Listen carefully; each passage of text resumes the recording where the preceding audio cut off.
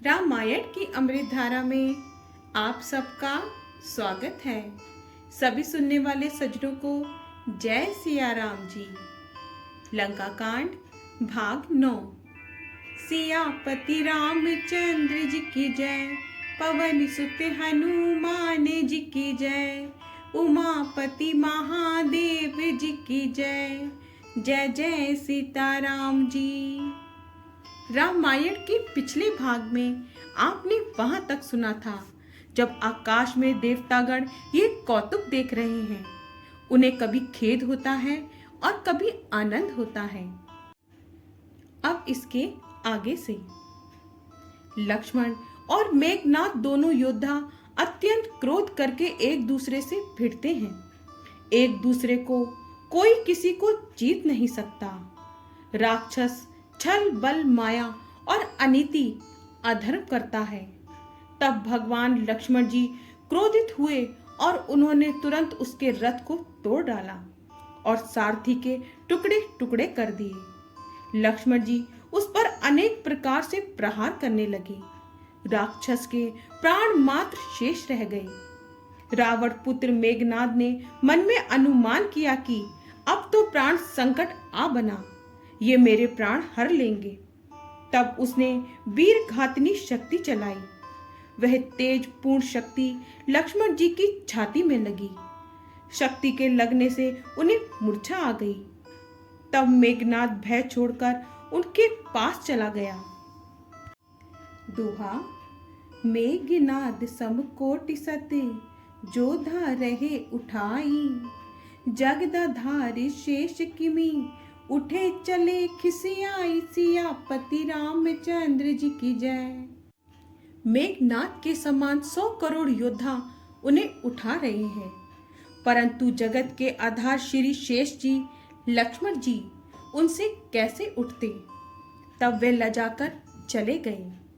शिव जी कहते हैं, हे गिरजे सुनो, जिन शेषनाग के क्रोध की अग्नि 14 भुवनों को तुरंत ही जला डालती है और देवता मनुष्य तथा समस्त चराचर जीव जिनकी सेवा करते हैं, उनको संग्राम में कौन जीत सकता है।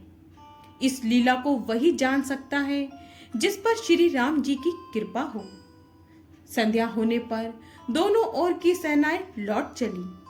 सेनापति अपनी अपनी सेनाएं संभालने लगे। व्यापक ब्रह्म अजय संपूर्ण ब्रह्मांड के ईश्वर और करुणा की खान श्री रामचंद्र जी ने पूछा कि लक्ष्मण कहाँ हैं। तब तक हनुमान जी उन्हें ले आए। छोटे भाई को इस दशा में देखकर प्रभु ने बहुत ही दुख माना। तब जामवान ने कहा, लंका में सुषेण वैद्य रहता है, उसे ले आने के लिए किसी को भेजा जाए। हनुमान जी छोटा रूप धरकर गए और सुषेण को उसके घर समेत तुरंत ही उठा लाए। दोहा। राम पदार बिंद सिर, न्याऊ आई सुसैन, कहा नाम गिरी औषधि, जाहु पवन सुत लैन, सियापति रामचंद्र जी की जय।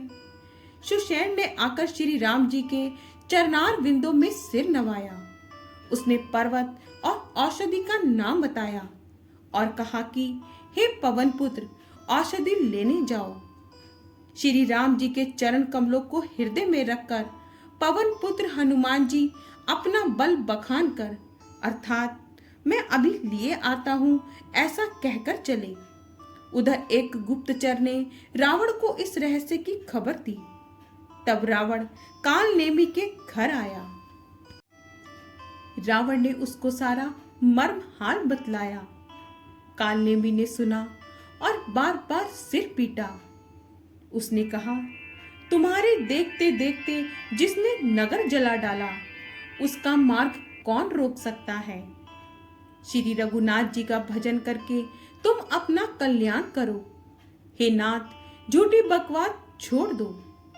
नेत्रों को आनंद देने वाले नील कमल के समान सुंदर श्याम शरीर को अपने हृदय में रखो।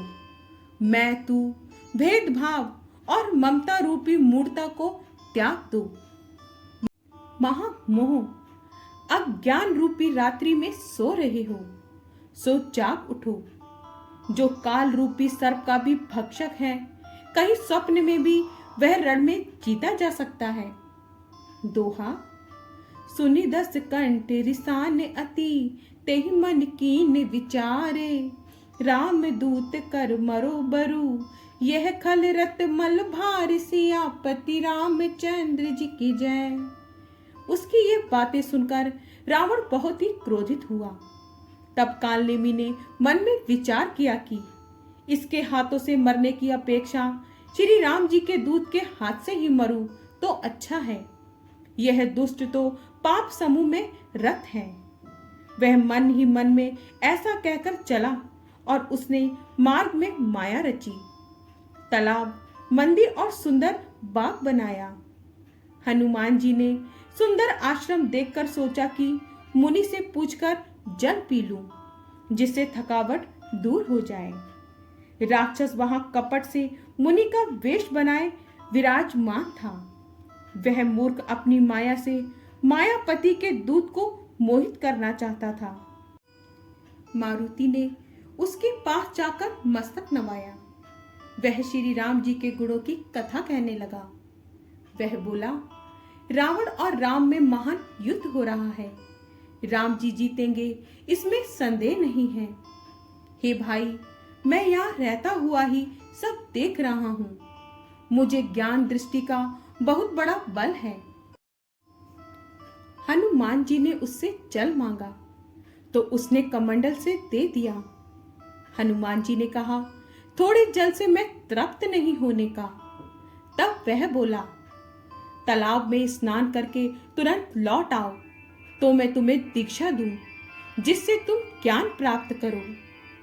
तालाब में प्रवेश करते ही एक मगरी ने अकुलाकर उसी समय हनुमान जी का पैर पकड़ लिया। हनुमान जी ने उसे मार डाला। तब वह दिव्य देह धारण करके विमान पर चढ़कर आकाश को चली। उसने कहा, हे बानर, मैं तुम्हारे दर्शन से पाप रहित हो गई। हे तात, श्रेष्ठ मुनि का शाप मिट गया है। हे कपि, यह मुनि नहीं है, घोर निशाचर है। मेरा वचन सत्य मानो। ऐसा कहकर ज्यों ही वह अप्सरा गई, त्यों ही हनुमान जी निशाचर के पास गए। हनुमान जी ने कहा, हे मुनि, पहले गुरु दक्षिणा ले लीजिए, पीछे आप मुझे मंत्र दीजिएगा। हनुमान जी ने उसके सिर को पूंछ में लपेटकर उसे पछाड़ दिया। मरते समय उसने अपना शरीर प्रकट किया। उसने राम राम कहकर प्राण छोड़े। यह उसके मुंह से राम नाम का उच्चारण सुनकर हनुमान जी मन में हर्षित होकर चले। उन्होंने पर्वत को देखा पर औषध ना पहचान सके।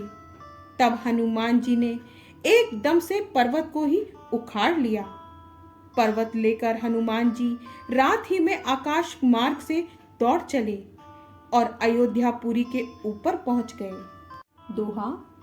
देखा भरत विशाल अति, निश्चर मन अनुमानी।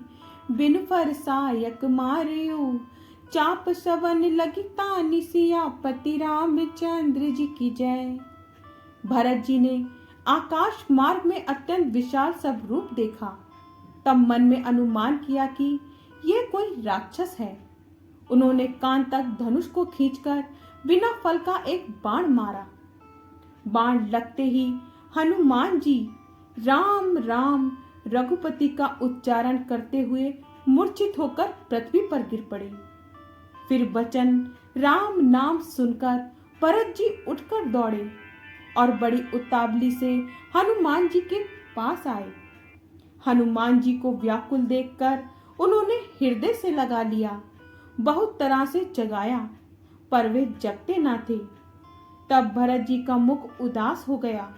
वे मन में बड़े दुखी हुए और नेत्रों में अश्रुओं का जल भरकर ये वचन बोले, जिस विधाता ने मुझे श्री राम जी से विमुख किया, उसी ने फिर एक भयानक दुख भी दिया। यदि मन, वचन और शरीर से श्री राम जी के चरण कमलों में मेरा निष्कपट प्रेम हो, और यदि श्री रघुनाथ जी मुझ पर प्रसन्न हो तो ये बानर थकावट और पीड़ा से रहित हो जाए। ये वचन सुनते ही कपिराज हनुमान जी कौशलपति श्री रामचंद्र जी की जय हो कहते हुए उठ बैठे। भरत जी ने हनुमान जी को हृदय से लगा लिया। उनका शरीर पुलकित हो गया और नेत्रों में आनंद तथा प्रेम के आंसुओं का जल भर आया। रघुपति तिलक श्री रामचंद्र जी का स्मरण करके भरत जी के हृदय में प्रीति समाती ना थी। भरत जी बोले, हे तात, छोटे भाई लक्ष्मण तथा माता जानकी सहित सुख निधान श्री राम जी की कुशल कहो। हनुमान जी ने संक्षेप में सब कथा कही। सुनकर भरत जी दुखी हुए और मन में पछताने लगे। आगे का भाग कल। जय सिया राम जी। आपको पसंद आए तो लाइक शेयर कमेंट्स कीजिए और हमारे चैनल को सब्सक्राइब कीजिए। जय सिया राम जी।